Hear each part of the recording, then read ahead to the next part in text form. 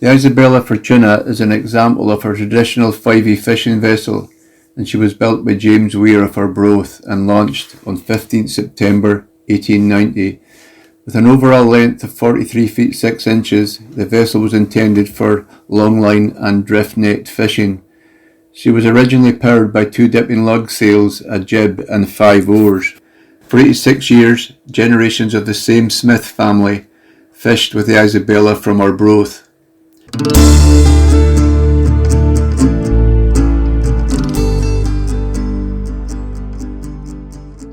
In 1919, the first engine was fitted, which was a Kelvin F30 2630 petrol paraffin engine. This was followed by a larger engine being fitted in 1928, a Kelvin K2 44 horsepower, and then in 1932 a Kelvin K4 66 horsepower engine was fitted. The increase in engine size was due to the advances and heavier fishing techniques that were used at that time.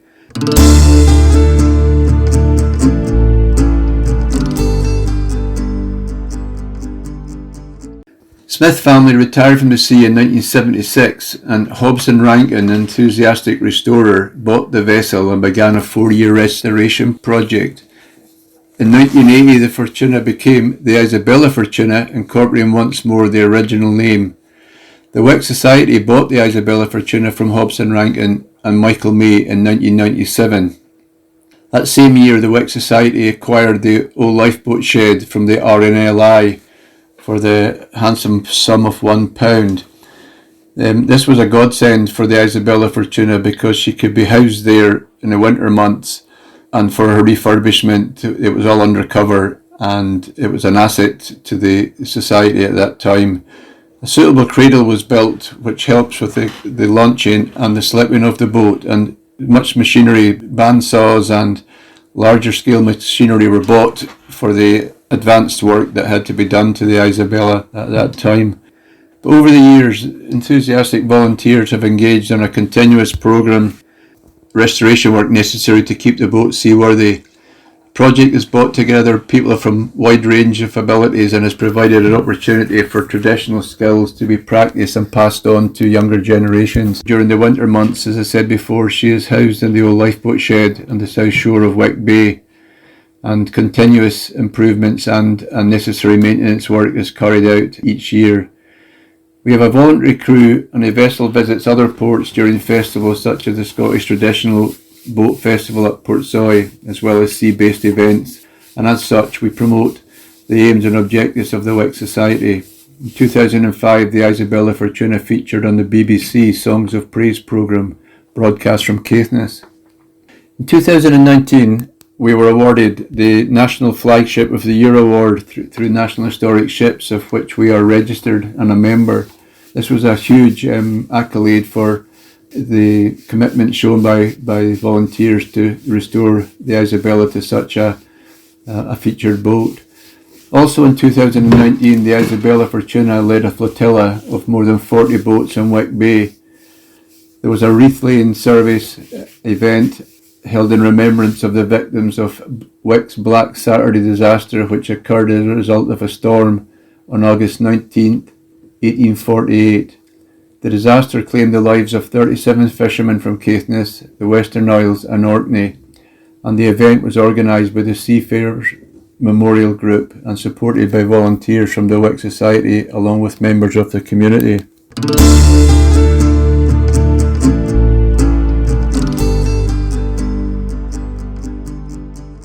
First story is one of resilience, a rough crossing. Crew members were Malcolm Bremner, myself, Jimmy Bruce, Tony Sinclair.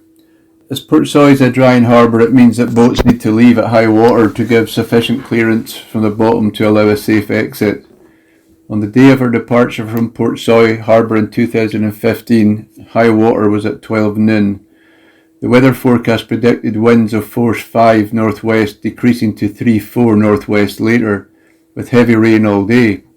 Despite a moderate to rough sea state, an improving forecast swayed our decision to leave on the tide. Jimmy and Tony were first on watch at the helm, and note there is no protection from the elements on the Isabella Fortuna. She's an open deck boat. with no wheelhouse or protection from oncoming wind and rain. So the conditions, they were not very comfortable at all. But after 2 hours, there was no improvement in the weather, and those on watch were very wet and cold by that time, and it was considered necessary to relieve them. At this point, myself and Malcolm replaced them. The weather continued to deteriorate, and reaching force 7 to 8 with a swell of about 3.6 metres. The wind was still from the northwest, but the swell was from the northeast, which made conditions even less comfortable, and progress was very slow indeed. Speed was reduced to about 2.5 knots, reducing to 0 knots when we hit oncoming waves. Normal speed in good conditions would be 6 to 7 knots. Malcolm and myself were on the helm for approximately 10 hours that day, and during this time we were unable to have any food or drinks, as there was, movement of the boat prevented the use of the cooking facilities down below. The normal crossing time from Portsoy to Wick is 7 to 8 hours, but this particular voyage took us just over 12 hours. And bear in mind that Portsoy event is in and around Midsummer's Day, and a rough crossing is quite unusual for this time of the year. There was no anxious moments as Malcolm as skipper reassured and had confidence on the capabilities of the Isabella Fortuna, and therefore we simply had to weather the storm. Although visibility was poor, eventually the lights on the radio mast at BBC Thrumpster came into view, which meant that we were nearing home and the calm of Wick Harbour. Our onboard electronics were a real asset during our post-voyage, but during our post-voyage review, we came to the conclusion that the installation of an electronic autopilot was a way forward. We then received grant aid the following year from Caithness Regeneration Fund and a donation from Old Pulteney, and that equipment is now installed. This event crossing reflects the resilience of the crew members of the boat section, and regardless of the situation, they were prepared to weather the storm.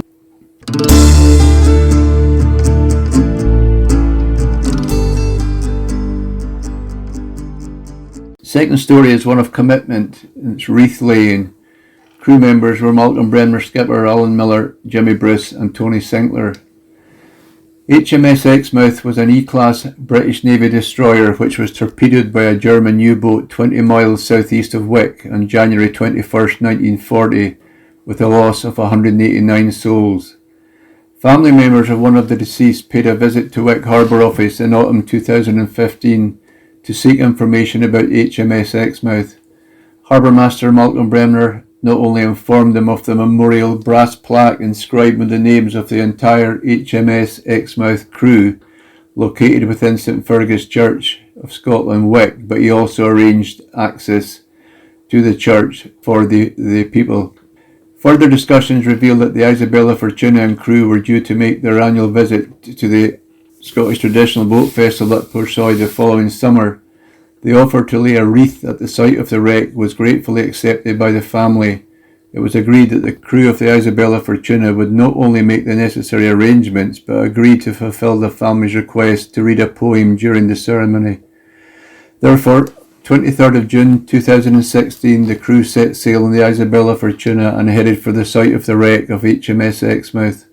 Latitude 58 degrees 18 minutes north, longitude 0 degrees 25 minutes west. It was a sombre and emotional occasion, but we felt privileged and honoured to carry out the task. On the arrival at the site, the wreath was gently placed in the water, poem read, and a minute's silence was observed by all. The attached card on the wreath read, "To dear Harry, in loving memory of all your family, the Mitchells, sister, sister-in-law, and nieces and nephews, you're always in our thoughts, especially now that we have found you." Following the customary practice, the boat then slowly circled the site clockwise before heading on a new course for Portsoy. The mood of the crew was quiet and thoughtful for a while. The local and national press reported the event, and during the boat festival at Portsoy, the general public and the Scottish Traditional Boat Festival Committee were aware of the deed of remembrance, bestowed compliments upon the crew. This they found very humbling indeed. This story shows commitment to the wider community from the Wick Society boat section members.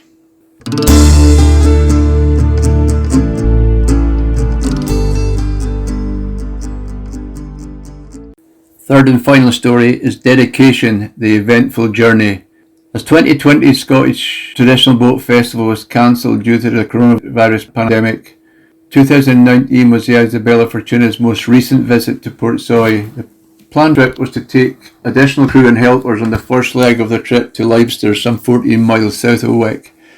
The voyage took just over 2 hours, which was sufficient time for everyone to enjoy the experience aboard the boat and grasp the opportunity to take some lovely coastal photographs.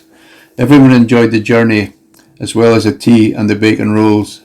The passengers disembarked at Leicester, and after a quick turnaround, the course was set for Buckie, where members of the crew were to spend the evening before heading to Portsoy the following day in order to arrive by 3 p.m. at high tide. Malcolm Bramer skipper, Alan Miller, Tony Sinclair and Jack Gow were the crew members on this occasion.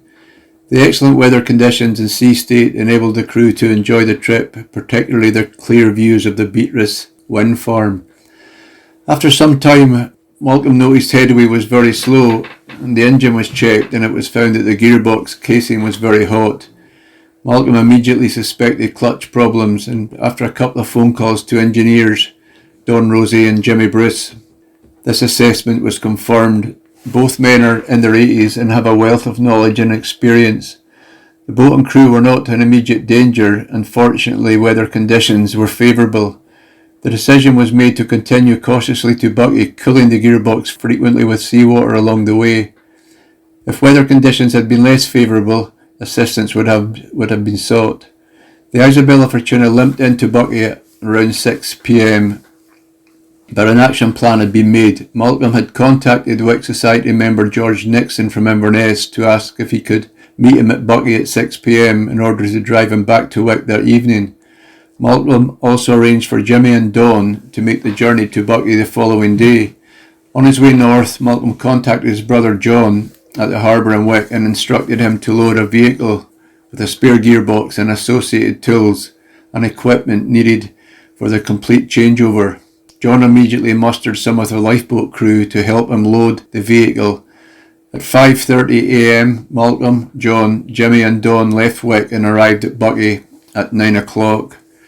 After the inevitable tea and bacon rolls, the work party got down to business. Needless to say, this was a major task involving heavy lifting to get the necessary equipment aboard. It was a race against time, as the boat was required to leave Buckie at 1 p.m. to arrive at Portsoy to catch the high tide at 3 p.m. If this deadline was not met, attendance at the boat festival at Portsoy would have to be abandoned.